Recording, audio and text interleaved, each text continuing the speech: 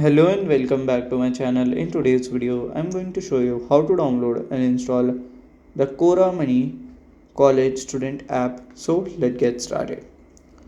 So to download and install that app, you have to follow this easy step.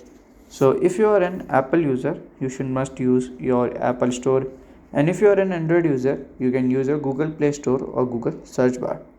So here I will just go to the search bar and search for the app. So here we can see it, Kora Money Student app from here. So as you can see, Kora Money Student app. So you can just click on here, okay, and here is the website. You can just click here, click on download. So you can download and install the app on your device by this way. And if you have any question, you can let me know in my comment section. And if you find this video helpful, make sure you like, subscribe and share the video. Thank you for watching.